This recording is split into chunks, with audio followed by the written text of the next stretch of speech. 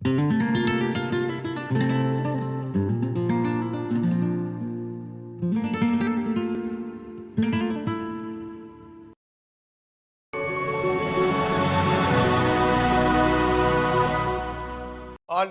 இயேசு கிறிஸ்துவினுடைய நாமத்தினாலே உங்கள் அனைவருக்கும் எங்களுடைய அன்பின் வாழ்த்துக்கள்.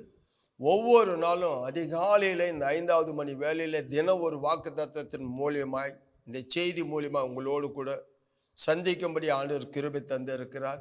இந்த காலையில் சங்கீத புத்தகத்திலே 31வது அதிகாரம் 12வது வசனத்தை வாசிக்கலாமா? செத்தவனை போல எல்லாராலும் முழுவதும் மறக்கப்பட்டேன். இந்த நாள்ல காலையில என்ன வாக்குன்னா, மறக்கப்பட்டவர்களுக்கு, ஒதுக்கப்பட்டவர்கள், உதவாது என்று தள்ளப்பட்டவர்களுக்கு, உடைந்து போன பாத்திரமாய் இருக்கிற உங்களுக்கு ஆண்டவர் சொல்ல, மறக்கப்பட்டேன் என்று நீ சொல்லலாம்.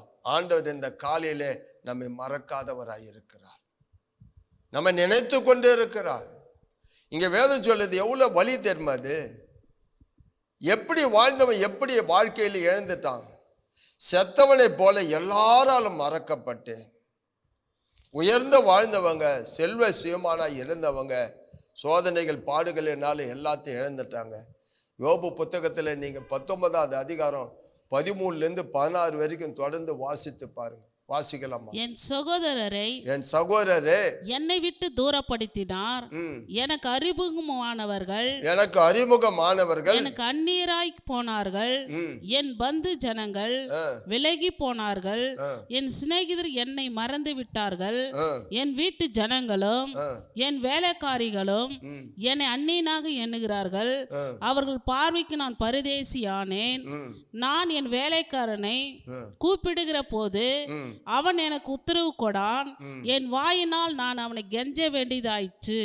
பாருங்க எவ்வளவு ஒரு வேதனையான ஒரு வார்த்தை பகிர்ந்துக்கிறோம் யோபு வாழ்க்கையில. தேவனுடைய பிள்ளைகளை கொஞ்சம் யோசித்து பாருங்க.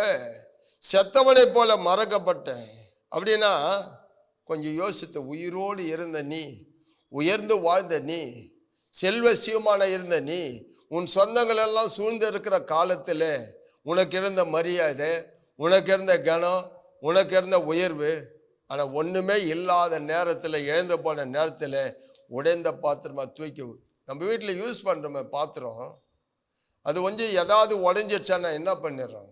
தூக்கி எங்கன்னா ஒரு மூலையில் போட்டு. இந்த வலி எவ்வளவு தெரியுமா? ஆதியாகமம் 40:23 வாசிங்க. ஆனாலும் பான பாத்திரக்காரன் தலைவன் யோசேப்பை நினைக்காமல் அவனை மறந்து விட்டான். எப்படி பாருங்க, யோசேப்பு பான பாத்திரக்காரனுக்கு அவனுக்கு ஒரு ஆபத்தான நிலைமையில, காயமான இருதயம் உள்ள நேரத்தில் அவனுக்கு சொன்ன தீர்க்க தரிசனம், உனக்கு இந்த மாதிரி எல்லாம் இருக்க போது உன்னை உயர்த்த போறார் ஆண்டவர், உன்னை மறுபடியும் உன் ஸ்தானத்தில் உன் தலை நிமிர போதுன்னு சொல்ற. அங்க சொல்ற 40வது அதிகாரம் 13 வசனம் வாசிங்க. 3 நாளைக்குள்ளே பார்வோன் உன் தலையை உயர்த்தி உன்னை மறுபடியும் உன் நிலையிலே நிறுத்துவார். முன்னே அவருக்கு பானம் கொடுத்து வந்த வழக்கத்தின்படியே பார்வோனின் பாத்திரத்தை அவர் கையிலே கொடுப்பார். பாருங்க, 3 நாளைக்கு பிறகு உன்னை மறுபடியும் உன் ஸ்தானத்துல உயர்த்துவான்னு சொல்லி யோசேப்பு தீர்க்கதரிசனம் சொல்றான். ஆனா அவன் உயர்ந்து இருக்கும் போது இவனை மறந்துட்டான். இன்னைக்கு அப்படிதான் உங்களால நன்மை பெற்றவங்களை, உங்களால உயர்த்தப்பட்டவங்க, உங்களால வாழ்வடைந்தவங்க, ஏதோ ஒரு விஷயத்துல நீங்க உதவி செஞ்சீங்க நேற்று, சில ஆண்டுகளுக்கு முன்பு, இன்னைக்கு அதை யாரும் நினைக்கல. உனக்கு வலியா இருக்குது இல்லை, கஷ்டமாகுது இல்லை, உன்னை பார்க்குறாங்க இப்போ கூட, ஆனால் உன்னை அலட்சியமாக பார்க்குறாங்கல்ல, உன்னை பார்க்கும்போது உன்னை எவ்வளோ ஏளனமாக பார்க்குறாங்கல்ல, உனக்கு வலிக்குது இல்லை.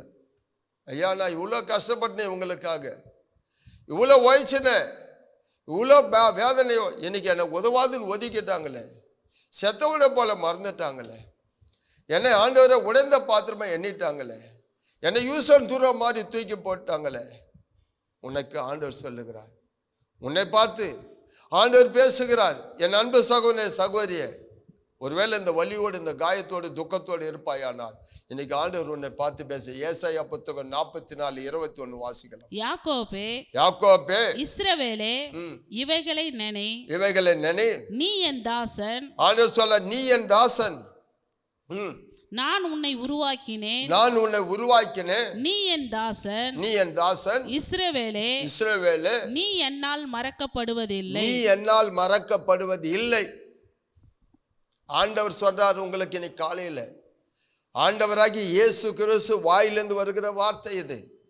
நீ என்னால் மறக்கப்படுவதில்லை. எல்லாராலும் மறக்கப்படலாம், உன் சொந்தங்களால மறக்கப்படலாம், உன்னால நன்மை பெற்றவங்களால மறக்கப்படலாம். இப்ப என்கிட்ட ஒண்ணு இல்லை இல்ல, என்னால அவங்களுக்கு ஒன்றும் லாபம் இல்லை இல்ல, என்கிட்ட ஒண்ணு அவங்க கிட்ட நான் கொடுக்க, அதனால உன்னை எல்லாம் மறக்கலாம், ஆனா நீ என்னால் மறக்கப்படுவதில்லை. எவ்வளவு அருமையா அந்த வார்த்தை. உனக்கு பெரிய ஒரு ஆறுதல் இல்லை? ஏசாயா புத்தகம் 49:15 படிக்கலாம். ஸ்திரீயானவள் தன் கர்ப்பத்தின் பிள்ளைக்கு இறங்காமல் தன் பாலகனை மறப்பாளோ?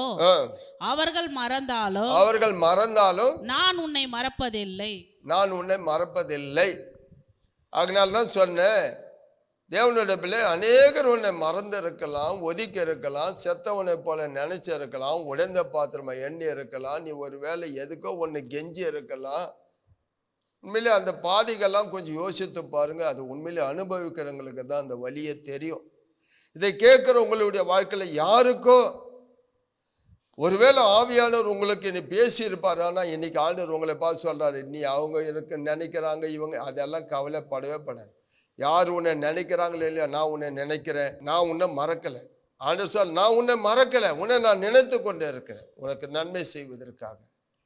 அதனால நீங்க கவலைப்பட வேண்டாம், பயப்பட வேண்டாம், உங்க இருதயம் கலங்க வேண்டாம். கண்டிப்பா கர்த்தர் நம்மை நினைத்து கொண்டே இருக்கிறார். கண்களை மூடி செபிக்கலாம். மகா இரக்கமும் கிருபை நிறைந்தவரே, நேற்றும் இன்றும் என்றுமே மாறாமல் இருக்கிறவரே, ரொம்ப வலியோடு வேதனையோடு துக்கத்தோடு உடைந்த பாத்திரமாய் இருக்கிற நாங்கள், ஒதுக்கப்பட்ட எங்களை யார் ஆண்டவரை தேற்றுவார்னு இதை கேட்ட பிள்ளைகளுக்கு, இந்த பிள்ளைகளுக்கு இந்த வார்த்தை ஆண்டவர் உண்மையிலே பெரிய ஆறுதலாக இருக்கும். நான் இப்படி தான் இருக்கிறேன், என் வழி இப்படி தான் இருக்குது, எல்லாராலும் மறக்கப்பட்டு இருக்கிறேன்னு சொல்லிட்டு இந்த காலையில் இந்த வார்த்தை கேட்டவங்களுக்கு நீங்கள் சொன்னீங்க, நான் உன்னை மறக்கலை, நான் உன்னை வெறுக்கலை, நான் உன்னை நினைத்து கொண்டு இருக்கிறேன்னு சொன்ன நீங்கள் என் பிள்ளைகளுக்காக வாங்க.